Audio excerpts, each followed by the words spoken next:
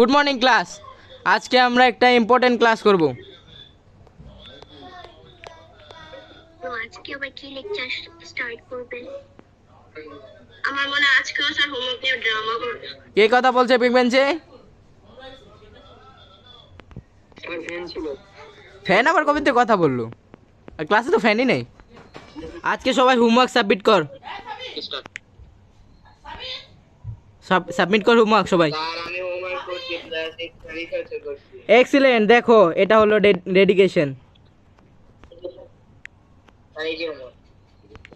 দেখছো এডি ডেডিকেশন। তোমরা কি করছো? তোমার হোমওয়ার্ক কোথায়?